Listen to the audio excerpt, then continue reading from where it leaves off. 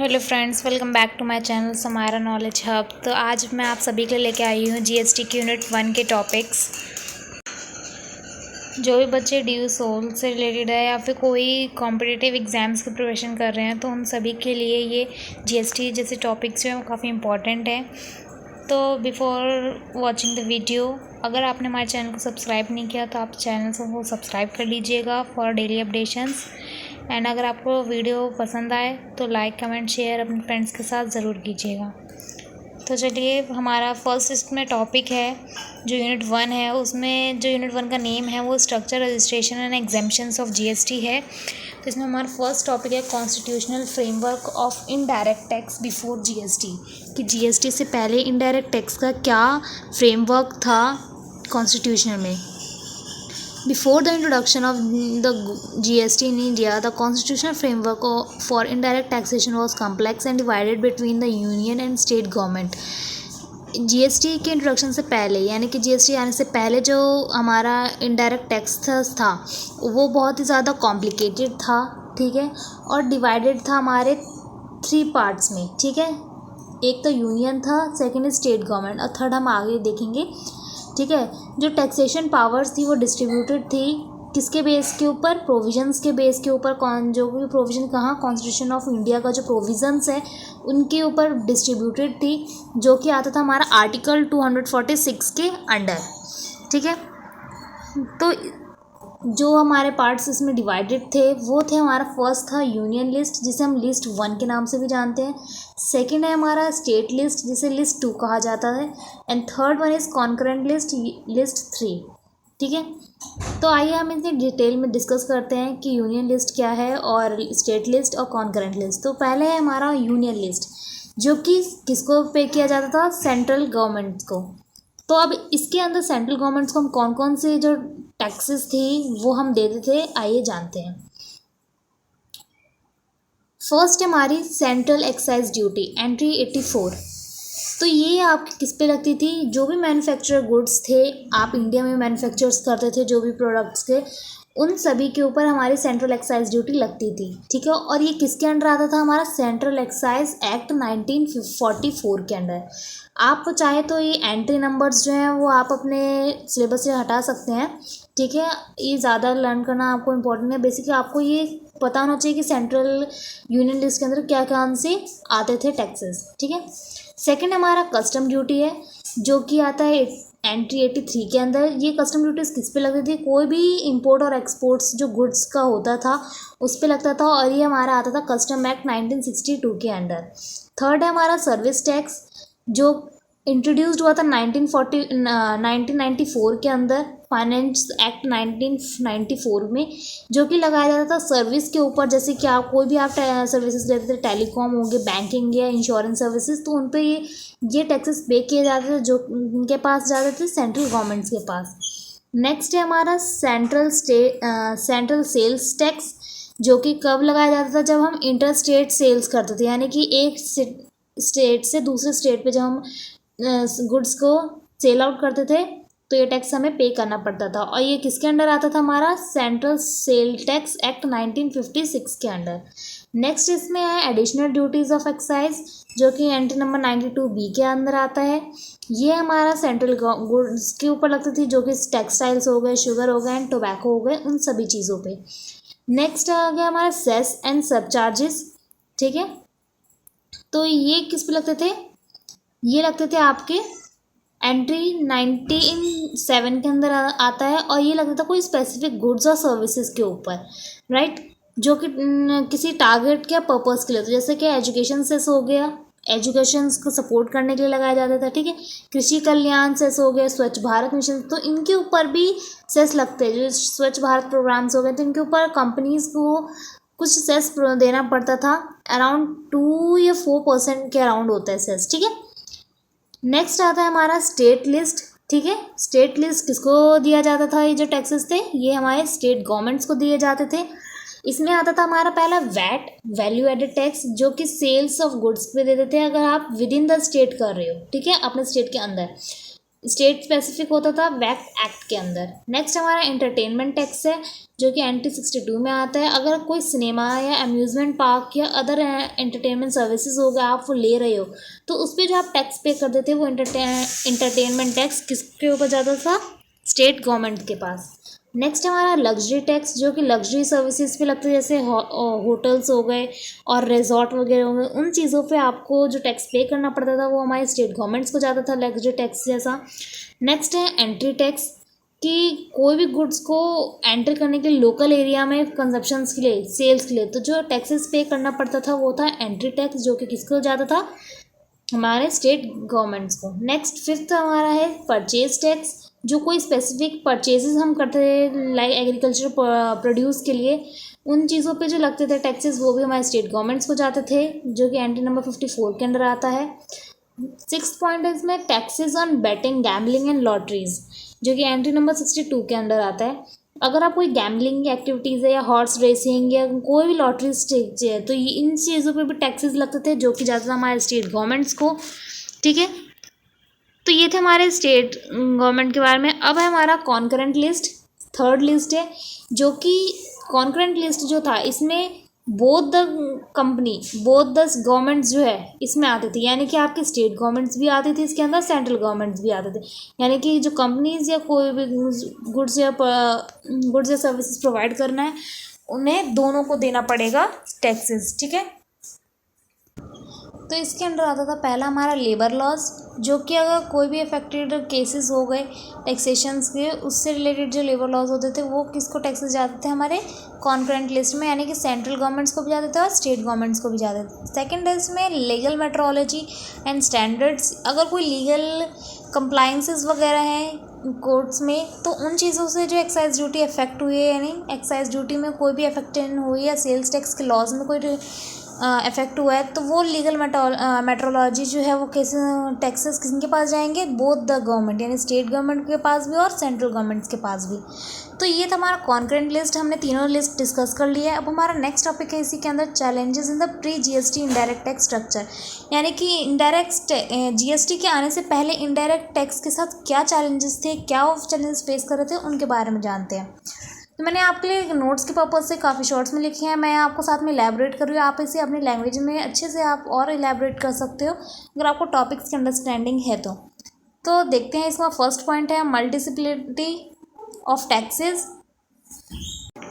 Meaning that कि जो governments है उन्हें, यानी दोनों both the central and state government जो कॉम्प्लेक्सिटी होती थी क्रिएट करती थी, बर्डन्स क्रिएट करती थी एक नॉर्मल बिजनेस के ऊपर कि हाउ द कैसे अरेंज करें हम, किस तरह से वो जैसे हमें कॉन्करेंट लिस्ट में देखा हमें दोनों कंट्रीज़ को दोनों गवर्नमेंट्स को देने पड़ते थे टैक्सेस, तो वो मल्टीप्लिसिटी टैक्सेस जो थे वो फेस कर रही थी हमारी indirect tax structure.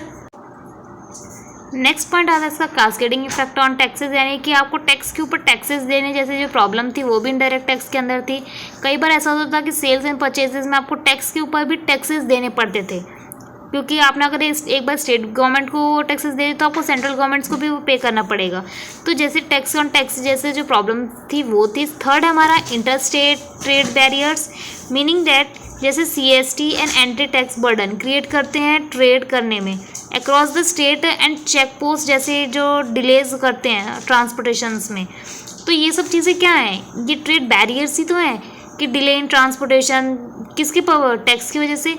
Indirect tax के जो बार बार आप दोनों स्टेट्स को जो आप पे टैक्स पे कर रहे हो, आपको इतना सारे टैक्स एक साथ पे नहीं करने पड़े, अलग अलग टैक्सेस पे करने पड़ रहे हैं, तो ये सारे चैलेंजेस जो हैं वो फेस करते हैं। फोर्थ पॉइंट है dual control and compliance burden. इसमें डुअल कंट्रोल का मतलब है कि इसमें आप दो कंट्रोल कर रहे हो, यानी कि आप एक साथ साथ गवर्नमेंट स्टेट गवर्नमेंट्स को भी कंट्रोल करो और सेंट्रल गवर्नमेंट्स को भी आप कंट्रोल कर रहे हो, जिससे कंप्लायंस बर्डन बढ़ते हैं, आपको दोनों के रूल्स एंड रेगुलेशंस फॉलो करने पड़ेंगे। तो ये जो बर्डन्स थे हमारे प्री जीएसटी के केसेस में थे। नेक्स्ट है डिजॉर्शंस इन मार्केट एफिशिएंसी, यानी कि डिफरेंट वैट रेट्स थे डिफरेंट स्टेट में, ये अनइवन प्लेइंग फील्ड क्रिएट करते हैं इन रेट सिनेरियो, राइट? कि आप एक स्टेट में आपके पास अलग टैक्सेस लग रहे हैं टैक्स रेट, और दूसरे स्टेट पे उसी सेम सर्विस के लिए आपको अलग टैक्स पे करना पड़ रहा है, तो ये क्या प्लेइंग फील्ड ही जैसा तो गेम्स चल रहा है। नेक्स्ट है लिमिटेड टैक्स बेस, यानी कि service tax only to be central government. And VAT जो था वो स्टेट गवर्नमेंट। तो ये शो करता है कि distinction between goods and services, right. तो ये थे हमारे challenges in the pre GST indirect tax structure. अब हम नेक्स्ट टॉपिक पे चलते हैं, rational for implementing GST in India, कि अब जीएसटी आने से इंडिया में क्या चीज़ें हुई। तो इसमें फर्स्ट पॉइंट है आपका elimination of cascading effect and tax on tax, जैसे जो हमने ऊपर चैलेंजेस में पढ़ा था ये चीज़ें कि टैक्स ऑन टैक्स हो रहे थे, तो वो जीएसटी आने से एलिमिनेट हो गई वो चीज़ें। आपको अब एक सिंगल टैक्स पे करना पड़ेगा बस, ठीक है। नेक्स्ट हमारा सिंप्लीफिकेशन ऑफ टैक्स स्ट्रक्चर, कि इसने जीएसटी ने क्या रिप्लेस कर दिया, मल्टीपल टैक्स को, ठीक है, इन अ सिंगल टैक्स। और ये क्या काफ़ी अच्छा है। और जैसे हमने इसके एक प्रिंसिपल है जो ये फॉलो करते हैं जीएसटी, वो क्या है आप बताएं, मैं बताती हूँ आपको। One nation and one tax. Next है आपका boost of S of doing business, यानी कि ये बूस्ट प्रोड्यूस करता है, ठीक है, क्योंकि एक बिजनेस को ऑपरेट करने में काफ़ी अच्छा है। किस तरह, अगर आप जीएसटी ऑनलाइन पोर्टल से रजिस्टर कर देते तो ये आपको काफ़ी अच्छा, आपका टाइम कंज्यूमिंग जो था वो कम हो जाएगा, ठीक है। आप अच्छे से अपने बिजनेस को बूस्ट कर सकते हो। Fourth point is removal of interstate trade barriers, meaning that कि जीएसटी एक डेस्टिनेशन बेस्ड टैक्स है, ये इंटरस्टेट ट्रेड में प्रॉब्लम को रिड्यूस करता है, ठीक है। फिफ्थ है इसका uniform tax rate across the country, यानी कि ये एक यूनिफॉर्मिटी जो है रेट्स में ये भी प्रोवाइड करता है। ये स्टेबल है, प्रिडिक्टेबल है कि आप स्टेट में जहाँ भी आप इंडिया में सेल्स कर रहे हो उसकी यूनिफॉर्मिटी जो है टैक्स रेट के अंदर प्रोवाइड है। नेक्स्ट है हमारा 6 point, increase tax compliance and transparency, कि ये जीएसटी नेटवर्क इनेबल करता है कि return filing, online registration online, ठीक है। तो ये reducing corruptions and make transparency and reduce tax evasions. 7th point है इसका expansion of the tax base, meaning that GST ने मर्ज कर दिया टैक्सेस को, सेंट्रल एंड स्टेट गवर्नमेंट। तो ये broader range of economic activities and wider coverage provide करता है एक बिजनेस को। तो आइए अब जानते हैं कि कॉन्सेप्ट क्या है जीएसटी का। तो जीएसटी जो है वो इंट्रोड्यूस्ड हुआ था इंडिया के अंदर जुलाई 1, 2017 को। इन्होंने काफ़ी सारे रिप्लेस किए कम्प्लेक्स और इनएफिशिएंट जो इनडायरेक्ट सिस्टम्स थे उन चीज़ों को इंडिया के अंदर, और ये काफ़ी कॉम्प्रिहेंसिव है, मल्टी स्टेज है, डेस्टिनेशन बेस्ड टैक्स है, ठीक है, जो कि supply of goods and services पर लगाए जाते हैं। तो जीएसटी जो एक फॉलो करता है प्रिंसिपल, वो कौन सा है, वन नेशन वन टैक्स। ये यूनिफॉर्म टैक्सेशन है पॉलिसी इंडिया के अंदर। It applies both goods and services unlike the previous system, यानी कि ये सभी गुड्स एंड सर्विसेज को अच्छे से, जो हमारा प्रीवियस सिस्टम था इनडायरेक्ट टैक्सेस का, उन चीज़ों को यहाँ पर जीएसटी की वजह से सही कर दिया गया है। आपके जो भी टैक्सेस हैं वो सेपरेटली लगाए जाएंगे गुड्स एंड सर्विसेज पर। तो आइए देखते हैं स्ट्रक्चर ऑफ जीएसटी, कि जीएसटी का स्ट्रक्चर किस तरह का है। तो जीएसटी जो है इंडिया के अंदर फॉलो करती है डुअल स्ट्रक्चर। कौन कौन से, पहला है हमारा सेंट्रल एंड स्टेट गवर्नमेंट्स, ठीक है, ऐसे ही सेम ट्रांजैक्शंस में होते हैं। अब जो कंपोनेंट्स है जीएसटी के, वो यहाँ पे मैंने स्पेस नहीं था इसलिए मैंने यहाँ पे सिर्फ 3 आपको हाईलाइट होंगे। बेसिकली 4 कंपोनेंट्स है जीएसटी के। First is central GST, second state GST, third is integrated GST and fourth is union territory GST, UT GST, ठीक है। तो हम आपके लिए अच्छे से डिस्कस करते, पहले हम सेंट्रल जीएसटी को, यानी कि सीजीएसटी, ये किस पे लगाई जाती है, अगर आपने इंटर स्टेट सप्लाई की है गुड्स एंड सर्विसेज, यानी कि सेम सिटीज़ में, कि आपने जो अपना प्रोडक्ट है वो दिल्ली से आपने दिल्ली के ही अंदर किसी सप्लायर को सेल किया है, ठीक है। तो ये क्या करता है, ये आपका रिवेन्यू कलेक्टेड है जो कि कहाँ जाता था, सेंट्रल गवर्नमेंट्स के पास जाता है आपका सीजीएसटी। सेकेंड है हमारा एसजीएसटी, ये भी आपका inter state supply of goods पे लगाए जाते हैं, ठीक है। लाइक कि जैसे कि आपने अगर कोई भी प्रोडक्ट जो है परचेज़ किया गोवा से, और आपने गोवा में ही किसी सप्लाई किया उस चीज़ का, तो जो टैक्सेस लगेंगे वो SGST लगेगा। तो ये आपके किसके पास जाता है, स्टेट गवर्नमेंट्स के पास जाता है, ठीक है। थर्ड है इज इंटीग्रेटेड यानी IGST। अगर आपने कोई इंटर स्टेट सप्लाई किया यानी कि आपने गुड दिल्ली से परचेज किया है और सप्लाई जो है वो कहाँ हो रही है, गोवा में, तो दिल्ली गोवा सिटीज़ अलग, स्टेट्स अलग हैं, तो जो आपका लगेगा उसमें IGST आपका लगेगा। तो ये शेयर किया जाता है IGST किनके पास, सेंट्रल गवर्नमेंट्स और डेस्टिनेशन जो स्टेट है उनके साथ।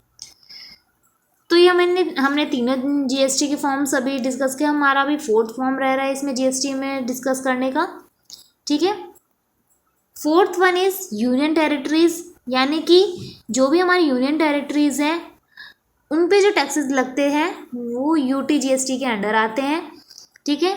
ये सिमिलर है आपके CGST SGST से, बट लेकिन इसके अंदर यूनियन टेरिटरीज आ जाती हैं।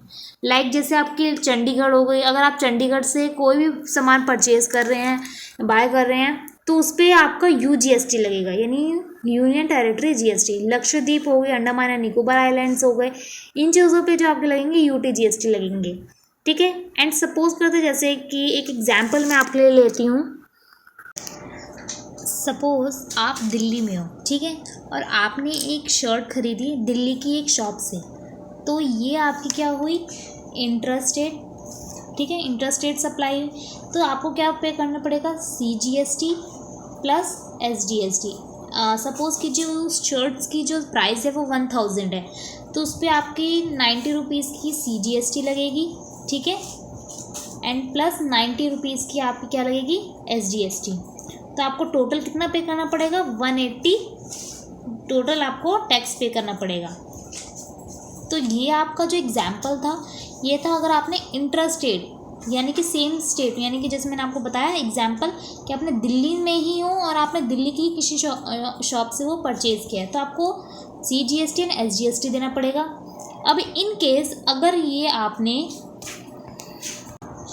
मुंबई से ऑर्डर की होती, मतलब आपका क्या होगा इसमें, आप दोबारा, मैंने अब एग्जाम्पल थोड़ा चेंज किया है, आपने वही शर्ट मुंबई से ऑर्डर किया है, तो आपने इसमें क्या यूज़ किया, इंटर स्टेट सप्लाई, ठीक है। अब यहाँ पे इंटर स्टेट सप्लाई आया तो आपको यहाँ पे कितना, यानी आपको IGST पे करना पड़ेगा, जो कि इसमें 180 रुपीज़ टोटल, ठीक है। टोटल आपको 180, यानी इसमें अब 90 का कोई सिनेरियो नहीं है, आपको टोटल 180 पे करना है IGST के फॉर्म में, ठीक है। तो ये एग्जांपल था IGST का।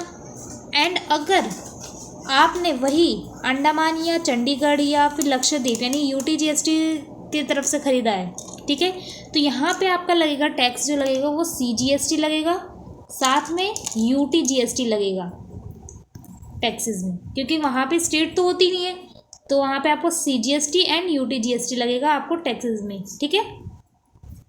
तो ये थे एग्जाम्पल्स CGST, SGST और UT-GST के। आई होप आपको समझ आए होंगे कि क्या क्या इसमें सिनेरियो रहा एग्जाम्पल्स के थ्रू। सो नेक्स्ट है हमारा GST रेट स्ट्रक्चर, ठीक है। तब कौन कौन से रेट स्ट्रक्चर है हमारे इंडिया में, तो GST का जो रेट है डिवाइडेड है डिफरेंट टैक्स स्लैब्स के बेस्ड है, ठीक है। पहला स्लैब रेट में जो रेट है वो 0% है, जिसे हम एग्जेम्प्ट आइटम्स मानते हैं, यानी कि ये किस पे लगता है, कोई 0 आइटम, यानी एग्जेम्प्ट कौन कौन सा आइटम है, बेसिक फूड आइटम्स है जैसे कि हेल्थ केयर्स भी हो सकते हैं और एजुकेशंस भी। सेकेंड हमारा 5% किस गुड्स एंड सर्विसेज पे चार्ज किए जाते हैं, कोई भी एसेंशियल गुड्स है जो कि पैकेज के फॉर्म्स में है, लाइक जैसे आपके चिप्स हो गए, कुरकुरे हो गए, ठीक है, वो जो फूड्स आइटम्स हैं उन पे 5% GST है, और ट्रांसपोर्ट सर्विसेज जो है उन पर आपकी 5% टैक्स है।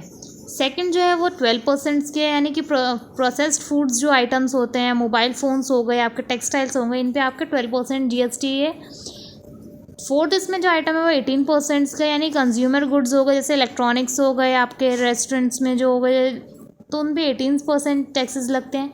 एंड लास्ट जो स्लैब का रेट है वो है 28%। ये आपके लग्जरी आइटम्स हो गए, टोबैको हो गए, ऑटोमोबाइल्स हो गए, इन सभी चीज़ों पे 28% टैक्स लगता है। तो ये स्ट्रक्चर है हमारा GST का इन इंडिया, ठीक है।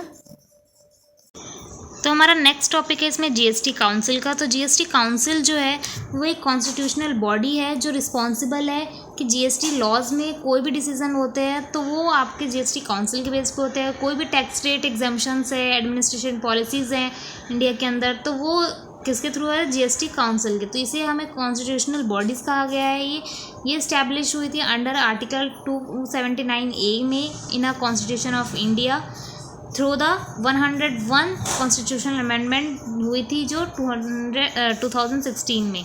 ठीक है, तो अब इसका स्ट्रक्चर कैसा है जीएसटी काउंसिल का, आइए ये जानते हैं। जो जीएसटी काउंसिल है वो फेडरल स्ट्रक्चर के ऊपर बेस्ड है। ठीक है, यहाँ पे जो रिप्रेजेंटेशन है वो दोनों का है, यानी सेंट्रल गवर्नमेंट्स का भी है और स्टेट गवर्नमेंट्स का भी है। ठीक है, तो देखते हैं मेंबर्स जो है इनमें 3 हैं। कौन कौन से? Union finance minister, second is union minister of state for finance and third is state finance minister. तो जो यूनियन फाइनेंस मिनिस्टर हैं उनके जो पोजीशन है वो चेयरपर्सन की है, जो क्या रिप्रेजेंट करते हैं? Central governments.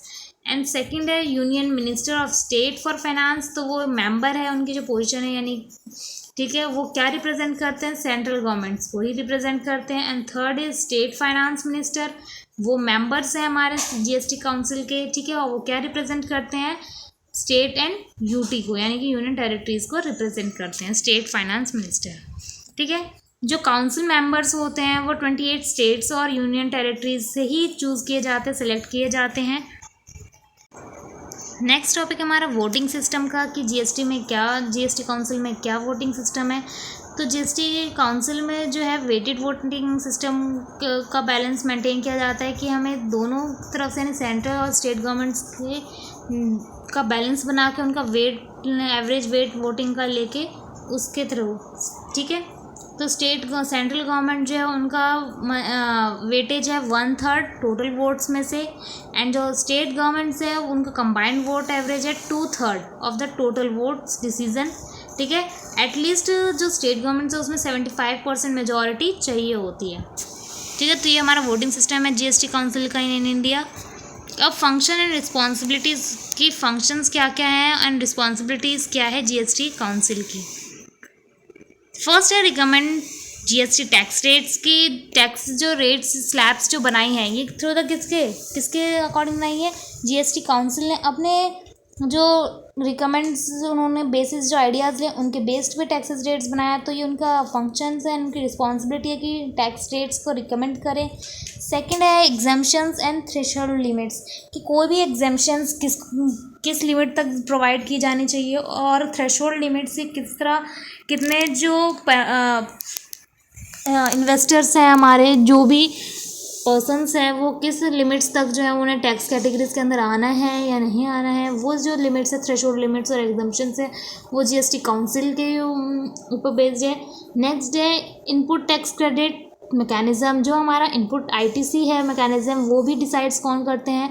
GST council. उनका फंक्शंस है, उन्हीं की रिस्पॉन्सिबिलिटीज़ है इन चीज़ों को मेंटेन करना। फोर्थ है special provisions for certain states, कुछ स्टेट्स के लिए कुछ स्पेशल प्रोविजंस बनाना कि उनके जीएसटी रूल्स एंड रेगुलेशंस में क्या चेंजेस होने चाहिए स्टेट्स के। नेक्स्ट है fifth GST compliance and administration, कोई भी GST compliance rules and regulations जो है उन चीज़ों का हर चीज़ मेंटेन करना इनकी ही रिस्पॉन्सिबिलिटी है। नेक्स्ट है डिस्प्यूट रेजोल्यूशन मैकेनिज्म, अगर कोई डिस्प्यूट अराइज हो जाती है मेंबर्स के बीच में या फिर कोई इन्वेस्टर्स के या टैक्स पेयर्स के अंदर, तो वो उन चीज़ों को रिजॉल्व करवाना भी जीएसटी काउंसिल की ही फंक्शन एंड रिस्पॉन्सिबिलिटीज़ है। नेक्स्ट हमारा जीएसटी नेटवर्क, जिसे हम जीएसटी कहते हैं। तो जीएसटी नेटवर्क जो है जस्ट ये कुछ नहीं है, ये एक आईटी है, यानी कि इंफॉर्मेशन टेक्नोलॉजी का ही पार्ट है ये। इसमें आपको क्या प्रोवाइड किया जाता है? आपको एक ऑनलाइन सिस्टम प्रोवाइड किया जाता है। ठीक है, आपको जीएसटी का एक डिजिटल प्लेटफॉर्म प्रोवाइड किया जाता है, जो क्या फैसिलिटेट करता है? Registration process, return filing and tax payments जो आप करते हो, और मॉनिटरिंग करता है। तो ये ही बस फंक्शन और पर्पस है जीएसटी इन नेटवर्क का। ठीक है, इसके ओनरशिप कैसा है जीएसटी स्ट्रक्चर का इंडिया के अंदर? तो जो जीएसटी इन था वो पहले प्राइवेट एंटिटीज़ थी। ठीक है, जिसके अंदर 51 जो शेयर होल्डिंग्स थी वो प्राइवेट सेक्टर स्टेक की थी। बट आफ्टर 2018 के बाद इंडियन गवर्नमेंट ने पूरा 100% ओनरशिप जो है जीएसटी का एक्वायर्ड कर लिया, और ये फुल्ली गवर्नमेंट ओन्ड होने लगी। ठीक है, यानी कि पहले ये प्राइवेटली ओन होती थी, ठीक है, पर लेकिन 2008 के बाद 100% ओनरशिप इनकी गवर्नमेंट्स की है इस पर, ठीक है। अब जीएसटी नेटवर्क का फंक्शंस क्या है, ठीक है। जीएसटी नेटवर्क का फंक्शंस बेसिकली क्या है, फर्स्ट है आपका GST registration and profile management. जो भी जीएसटी रजिस्ट्रेशंस होती हैं तो वहाँ पर जो टैक्स पेयर्स जो हैं उनकी जो भी प्रोफाइल्स हैं उन चीज़ों को अच्छे से मैनेज करना, जो उनके डॉक्यूमेंट्स हैं उन सभी चीज़ों की सिक्योरिटी सभी चीज़ जो है मेंटेन करके रखना है।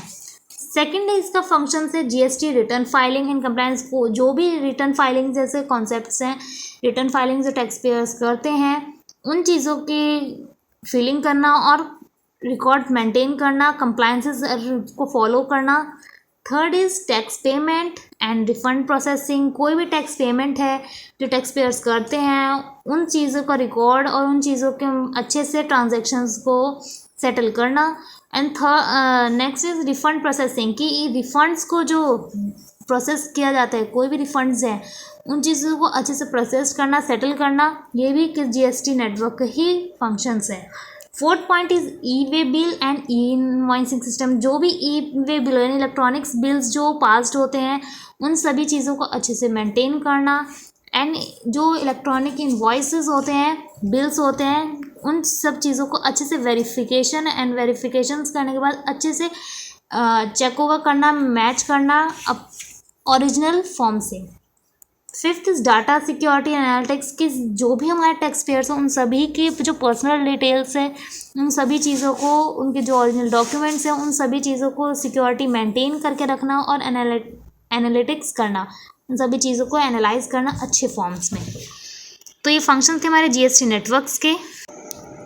तो हमारा अब नेक्स्ट टॉपिक है चैलेंजेस फेस्ड बाय जीएसटी, की जो ओरिजिनल नेटवर्क प्रॉब्लम है, यानी कि जीएसटी का जो नेटवर्क सिस्टम है उसमें क्या क्या चैलेंजेस फेस किए जाते हैं। फर्स्ट है हमारा सिस्टम ओवरलोड हो जाता है कई बार, और जो पोर्टल है वो क्रैशेस हो जाते हैं। ये ज़्यादातर काफ़ी प्रॉब्लम आती है अगर हम कोई भी वेबसाइट यूज़ करें तो क्रैश कई बार हो जाते हैं for network problem, network issues की वजह से।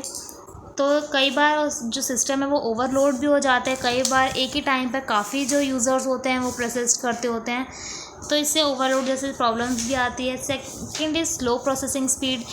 कई बार अगर नेटवर्क की प्रॉब्लम की वजह से जो है जो जीएसटी का फॉर्म फिलिंग है या कोई भी प्रोसेस है जीएसटी के अंदर, वेबसाइट के अंदर, तो वो स्पीड्स जो होती है वो काफ़ी कम हो जाती है, ठीक है।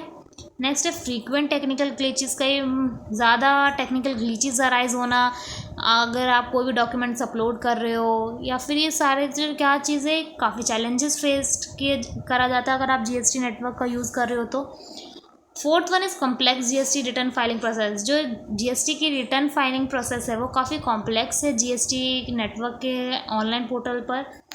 फिफ्थ है आईटीसी मिसमैच इश्यूज़। कई बार होता है जो हमारे आईटीसी हो तो मिसमैच हो जाते हैं जीएसटी नंबर से, तो ये भी एक प्रॉब्लम शो करता है, चैलेंजेस शो करता है जीएसटी नेटवर्क का। सिक्स पार्ट इज़ कई बार डिले जो हो जाती है रिफ़ंड प्रोसेसिंग में, क्योंकि कई बार ऑनलाइन पोर्टल्स का अच्छे से यूज़ नहीं हो रहा है, या फिर ऑनलाइन जो भी आप इसमें आप फॉर्म फिलिंग कर रहे हो उसमें फ़ंड्स की जो आपने जिस डेट पे लिया है आपका फ़ंड रिफ़ंड होना चाहिए था, वो सारे प्रॉब्लम्स की वजह से यहाँ पर प्रोसेस जो होती है वो डिले हो जाती है। सेवेंथ है risk of cyber attacks and data breaches. कई बार ये रिस्क भी होता है कि आपका कहीं जो पर्सनल इंफॉर्मेशन है वो ब्रीच ना हो जाए, कहीं आपकी एक्सपोज ना हो जाए, ठीक है। साइबर अटैक्स जैसी जो प्रॉब्लम्स है वो रहती है आपके साथ। 8 point is data integration and coordination. जो कोऑर्डिनेशन है डाटा के साथ वो अच्छे से नहीं बन पाता है, ठीक है। जो इन्फॉर्मेशंस आपको प्रोवाइड करनी होती है, कई बार होता है कि वो आपके पास वो इन्फॉर्मेशन नहीं होती है इम्पोर्टेंट्स के फॉर्म में, तो वो चैलेंजेस भी फेस करना पड़ता है जीएसटी नेटवर्क में। नेक्स्ट टॉपिक है हमारा state compensation mechanism under GST. तो जो स्टेट कंपनसेशन मैकेनिज़्म है ये इंट्रोड्यूस्ड किया गया था किस लिए, कि जो स्टेट्स है वो आफ्टर जीएसटी इम्प्लीमेशन कि उन्हें कोई भी रिवेन्यू का सफ़र ना करना पड़े, यानी कि जीएसटी आने से स्टेट गवर्नमेंट्स की जो रिवेन्यू है उन पे इफ़ेक्ट पड़ा, ठीक है। उनके जो रिवेन्यूज़ थे वो कम होने लगे जीएसटी होने से, तो उन चीज़ का बैलेंस बना के रखने के लिए हमने स्टेट कंपनसेशन मैकेनिज़्म को इंट्रोड्यूस्ड किया। जैसे कई बार जीएसटी से पहले स्टेट गवर्नमेंट्स के पास काफ़ी सारे फॉर्म थे रिवेन्यूज़ के, जैसे वैट हो गया, आपके एंट्री टैक्स हो गया, ऑक्ट्रल हो गया, तो ये सारे चीज़ें थी जिसकी वजह से स्टेट गवर्नमेंट्स के पास जो थी रिवेन्यू रहती थी, उन्हें सफ़र नहीं करना पड़ता था। लेकिन आफ्टर जीएसटी इम्प्लीमेशंस, ठीक है, आफ्टर जीएसटी इम्प्लीमेशंस क्या हो गया, उनके पास सिर्फ एक ही फॉर्म का टैक्स आने लगा जो कि था जीएसटी, तो उनके पास जो था रिवेन्यू जो था वो कम होने लग गया। तो इन चीज़ों को बचाने के लिए स्टेट गवर्नमेंट्स को हमने स्टेट कंपनसेशन मैकेनिज्म जैसा एक रूल बनाया। इसके अंदर जो था काफ़ी रिवेन्यू, पोटेंशियल रिवेन्यूज़ जो था उन चीज़ों को जनरेट किया गया, ठीक है, जीएसटी कंपनसेशन सेस को इंट्रोड्यूस करके, ठीक है। तो इसका प्रोविजंस क्या है, कॉन्स्टिट्यूशन प्रोविजन स्टेट कंपनसेशंस का, ये देखते हैं। फर्स्ट इसमें the 101 constitution amendment act 2016 introduced article 279A which empowered with GST council to recommend compensation to states. इसका मतलब क्या है कि जो हमारा 101 कॉन्स्टिट्यूशन अमेंडमेंट एक्ट था 2060 का, उनमें आर्टिकल जो 279A था उसने बताया, उसने एम्पावर किया जीएसटी काउंसिल ने कि हमें स्टेट्स को कंपनसेशन जो है वो रिकमेंड करना होगा on the basis of shortfall, जो उनके पास रिवेन्यू की शॉर्टफॉल होगी उसी के बेस पे पर उन्हें कंपनसेशन प्रोवाइड करना होगा। तो जीएसटी जो थी 2017 में लीगली गारंटी कंपनसेशन था कि 5 इयर्स के बेस्ड पर उन्हें जो है कंपनसेशंस दिया जाएगा, ठीक है। जो कि हमारा जब जीएसटी आया था तो 2017 में जीएसटी आया था, तो वहाँ से लेके 2022, ठीक है, जो 5 इयर्स बैठते हैं उसके अकॉर्डिंग उन्हें उस टाइम पर रिवेन्यू कंपनसेशन प्रोवाइड किया जाएगा। जो कंपनसेशन अमाउंट था वो कैलकुलेट होता था, जो भी प्रोजेक्टेड रिवेन्यू था ग्रोथ का 14% पर ईयर, यानी हर ईयर का 14% जो है उसके according on the base year को लेके कोई एक बेस ईयर लेने के बाद उसकी कैलकुलेशन होती थी ऑन द बेसिस ऑफ 14%। तो ये था हमारा प्रोविजन ऑफ स्टेट गवर्नमेंट्स का। नेक्स्ट हमारा जो पार्ट है इसमें कंपनसेशन सेस कलेक्शन, कि कहाँ कहाँ से जो थे कंपनसेशन सेस जो है वो कलेक्टेड होते थे। तो जो जीएसटी कंपनसेशन सेस थे वो कुछ ही पार्ट से कलेक्ट होते थे, जो है स्पेसिफिक लग्जरी और सिन गुड्स होते जैसे कि टोबैको प्रोडक्ट्स हो गए, उनसे सेस जो लिया जाता था कंपनसेशन सेस उससे। Second is paan masala, third is aerated drinks जो हो गए items, fourth one is coal and fifth item is high end automobiles जो गए। उन सभी चीज़ों से जो सेस आता था वो हमारे जीएसटी कंपनसेशन में ऐड हो जाता था। दिस सेस इज कलेक्टेड, ये सेस जो था वो कौन कलेक्ट करता था, सेंट्रल गवर्नमेंट कलेक्ट करती थी। एंड डिपॉजिट किसके अंदर डिपॉजिट किया जाता था, जीएसटी कंपनसेशन फंड के अंदर, जो कि फिर ये फंड किस लिए यूज़ किया जाता था, स्टेट गवर्नमेंट्स के रिवेन्यूज़ को प्रोटेक्ट करने के लिए। नेक्स्ट है हमारा topic challenges in the compensation mechanism. क्या क्या चैलेंजेस जो है कंपनसेशन मैकेनिज्म को फेस करना पड़ता है। First is insufficient compensation fund. कई बार होता है जो हमारे स्टेट गवर्नमेंट से होते हैं उनके कंपनसेशन जो उनका जो लॉस है उनके अकॉर्डिंग जो है अमाउंट कम रहता है कंपनसेशन फंड में, तो ये कई बार चैलेंजेस फेस करना पड़ता है कि इनसफिशिएंट कंपनसेशन फंड है। Second is delay in compensation payment.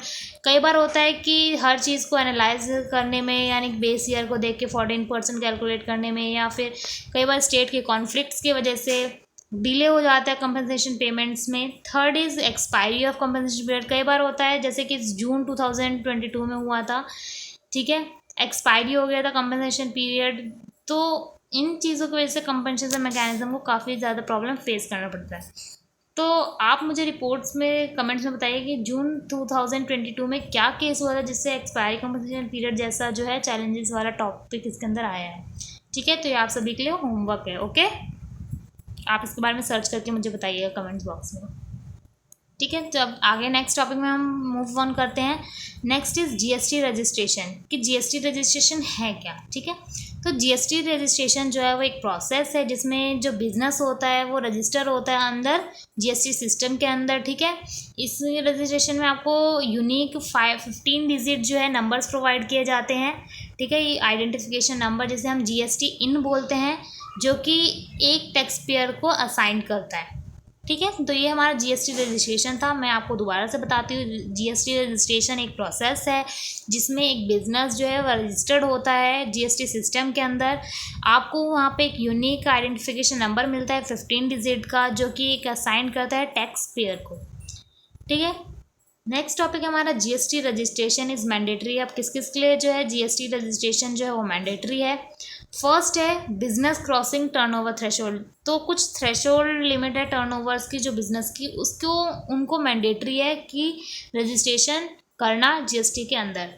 तो कुछ जो ये हैं आपके थ्रेशोल्ड लिमिट्स जो बिजनेस के टर्नओवर की, वो स्टेट्स के ऊपर डिवाइड है। ठीक है। तो मैं आपको बताती हूँ, जैसे पहला जो हमारा पॉइंट है कि वो स्टेट जिसकी थ्रेशोल्ड लिमिट जो है वो 10 लाख तक की है, यानी कि सप्लायर्स की जो लिमिट है टर्नओवर की वो 10 लाख तक है, उनके लिए जो है कंपलसरी है, मैंडेटरी है आपको रजिस्टर करना जीएसटी के अंदर। तो ये जो मैंडेटरी आइटम है वो किन के लिए, मणिपुर में जो भी state, Manipur, Mizoram, Nagaland and Tripura, in states में जो भी बिजनेस ऑपरेट होते हैं और जिनकी टर्नओवर 10 लाख तक है, उन सभी को जो है जीएसटी के अंदर रजिस्ट्रेशन करना कंपलसरी है, मैंडेटरी है।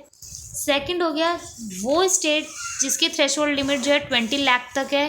ठीक है। उन सभी को, सप्लायर्स को, गुड्स एंड सर्विसेज जो भी है उनको रजिस्ट्रेशन करना मैंडेटरी है। अब ये किस स्टेट्स में एप्लीकेबल है, अरुणाचल प्रदेश, मेघालय, सिक्किम, उत्तराखंड, पुडुचेरी एंड तेलंगाना।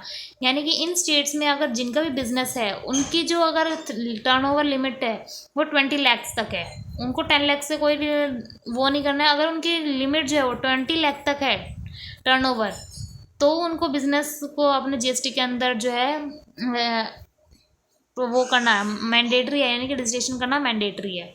ठीक है। थर्ड जो है लिमिट है वो स्टेट जिसकी लिमिट 20 लाख है या उससे अराउंड जो 40 लाख तक है।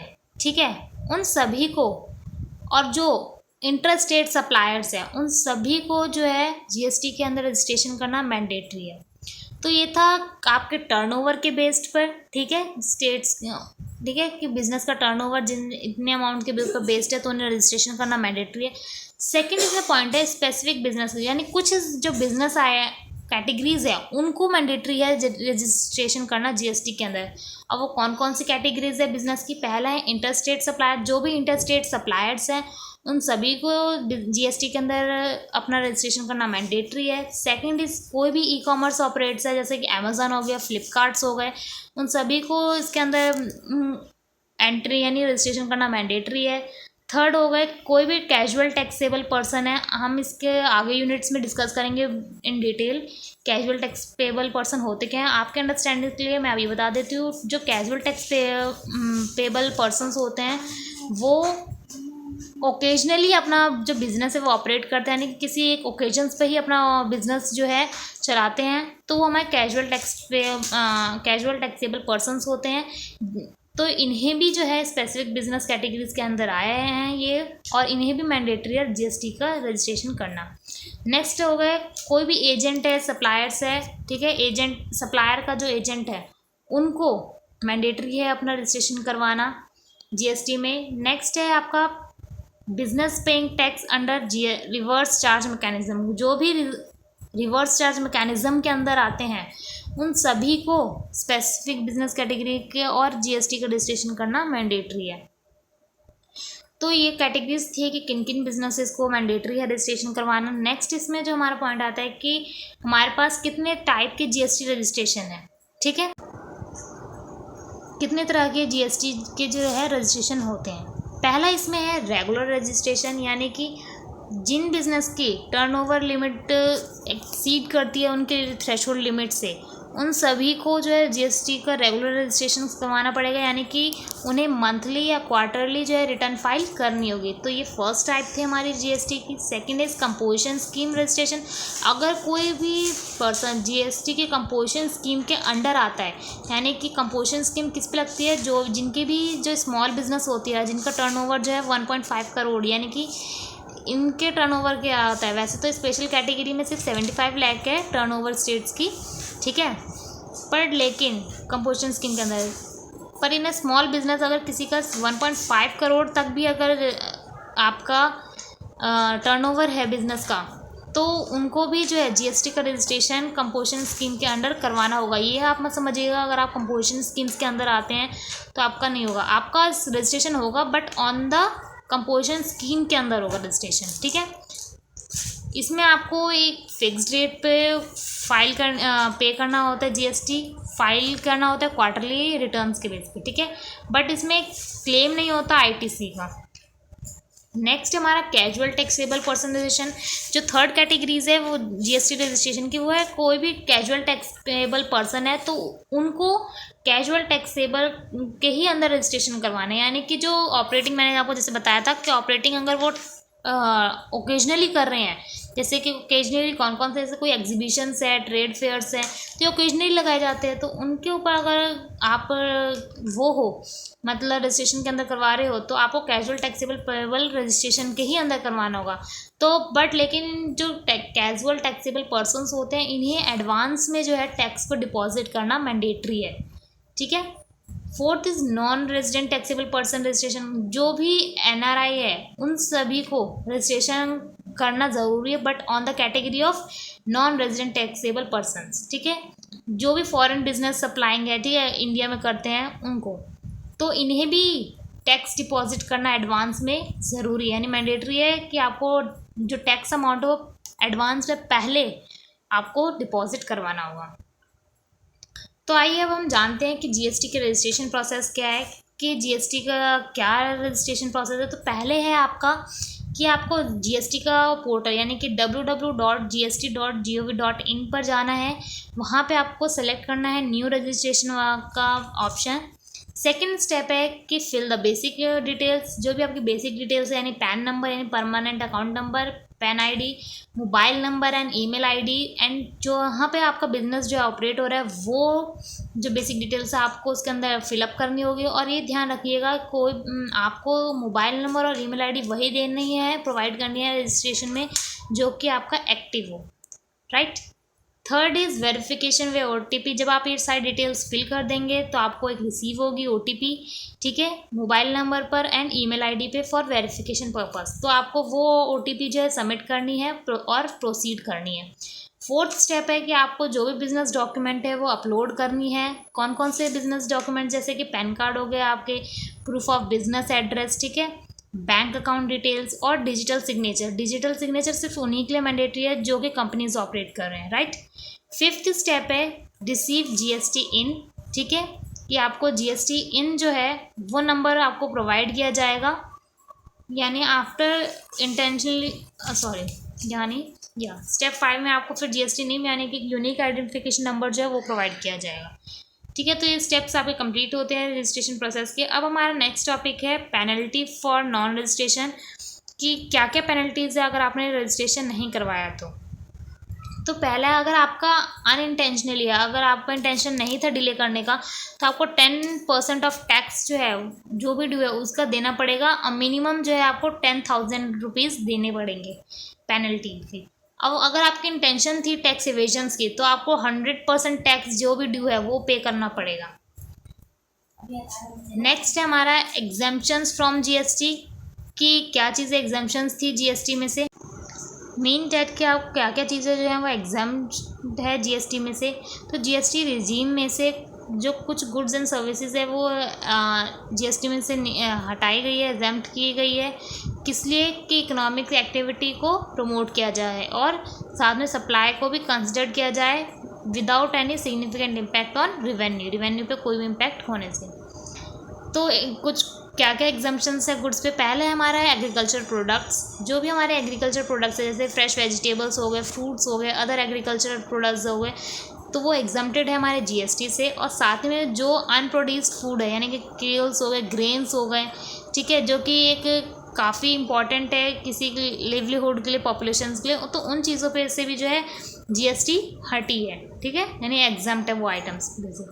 Second is education and health care products, जो भी हमारे एजुकेशन और हेल्थ केयर प्रोडक्ट्स हैं, बुक हो गए, पेन्स हो गए, हेल्थ केयर में यानी मेडिसिन हो गए, उन सभी चीज़ों पे से जो है जीएसटी हटी हुई है, एग्जम्प्ट है। Third point is basic food items, यानी कि जो बेसिक फूड्स आइटम्स हो गए जैसे मिल्क हो गया, एग्स हो गए, राइस हो गया एंड मीट हो गए, तो इन चीज़ों पे से भी जीएसटी एग्जम्प्ट है। फोर्थ पॉइंट हो गया और कौन कौन से एग्जाम्प्ट आइटम्स है, जैसे कि सॉल्ट हो गए, वाटर हो गए। तो वाटर से भी जीएसटी एग्जाम्प्ट है, पर लेकिन जो मिनरल वाटर है उनके ऊपर सिर्फ जो है जीएसटी है, बाकी जो नॉर्मल वाटर्स हो उन पे जीएसटी नहीं है। नॉन अल्कोहलिक बेवरेजेस हो गए और भी अदर प्रोडक्ट्स जैसे जैगरी एंड अनब्रांडेड प्रोडक्ट्स हो गए, वो सभी चीज़ें जो है एग्जाम्प्ट है जीएसटी में से। अब ये तो थे फूड्स आइटम, अब क्या कौन सी सर्विस जो है वो एग्जाम्प्ट है। तो पहली है कोई भी एजुकेशन सर्विसेज है उन सभी पे से जीएसटी हटी हुई है, एग्जाम्प्ट है। हेल्थ केयर सर्विसेज हो गए, आपके डॉक्टर्स हो गए, लॉयर्स हो गए, इन सब की जो सर्विसेज है उन पे से भी। Third is financial and insurance services, जो फाइनेंशियल एंड इंश्योरेंस सर्विस है, फाइनेंशियल जैसे एडवाइजरी हो गई आपकी, फाइनेंशियल एडवाइजरी, ठीक है, इन चीज़ों से भी एग्जाम्प्ट है। बट एक चीज़ ध्यान रखिएगा, जो इंश्योरेंस सर्विसेज है उसमें अगर आप कोई हाईली इंश्योरेंस ले रहे हैं, हाई एक्सपेंसिव लग्जरी कोई भी इंश्योरेंस ले रहे हैं, तो उन सब पे से नहीं है एग्जाम्प्ट, बस नॉर्मल जो इंश्योरेंस पॉलिसीज हैं उन पे से एग्जाम्प्ट है।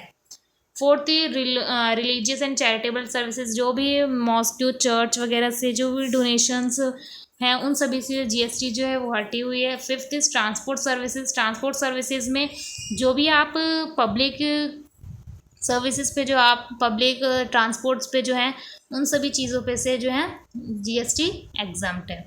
तो ये थे हमने अभी डिस्कस किया एग्जाम्पशन फ्रॉम गुड्स, यानी कौन कौन सी चीज़ें गुड्स से गुड्स पे से कौन कौन सी जीएसटी एग्जाम्प्ट है, एंड सर्विसेज पर से, ठीक है। अब नेक्स्ट है हमारा एग्जाम्पशन फॉर स्मॉल बिजनेस, कि स्मॉल बिजनेसेस पे से जो है क्या क्या चीज़ें एग्जाम्प्ट है। तो हमने अभी 2 एग्जाम्पशंस के बारे में बात की, गुड्स के बारे में और सर्विसेज के बारे में। अब थर्ड है स्मॉल बिजनेसेस पे।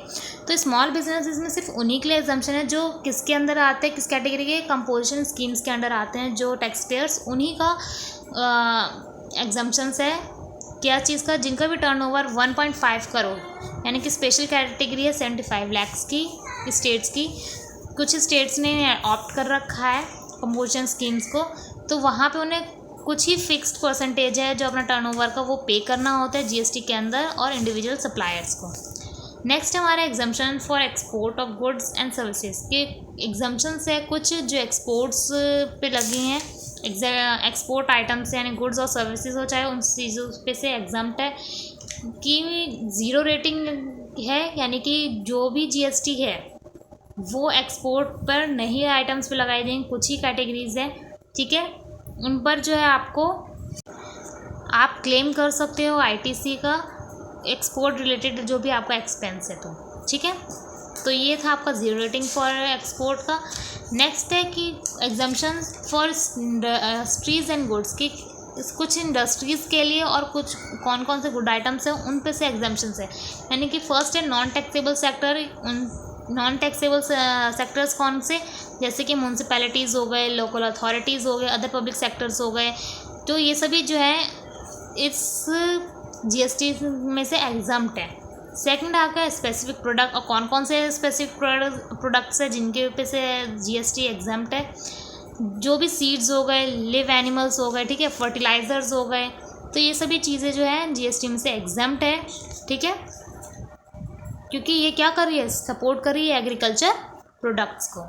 अब इंटरनेशनल ट्रेड्स के कौन कौन से आइटम्स हैं एग्जाम्प्ट, जो भी कस्टम ड्यूटीज़ है इम्पोर्टेड हम करते हैं इंटरनेशनल ट्रेड के, वो भी एग्जाम्प्ट है, क्योंकि इससे आप क्या कर रहे हो, एग्जाम्प्ट करने से कि आप मार्केट को एक्सेस कर रहे हो, यानी फॉरेन मार्केट को एक्सेस कर रहे हो ट्रेड में, ठीक है। जो भी इंपोर्ट्स कर रहे हो आप चैरिटेबल गुड्स आइटम का, ठीक है, गुड्स जो प्रोवाइड किए जा रहे हैं फॉरेन डॉक्यूमेंट से, वो भी एग्जाम्प्ट है इनके अंदर।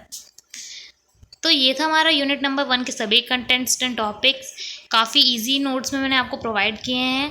अगर आपको ये वीडियो अच्छी लगी तो प्लीज़ कमेंट एंड शेयर ज़रूर कीजिएगा, अपने फीडबैक ज़रूर प्रोवाइड किया जाएगा कि आपको किस तरह की नॉलेज, आपका कौन कौन सी इन्फॉर्मेशन ज़्यादा वैल्यूएबल लगी।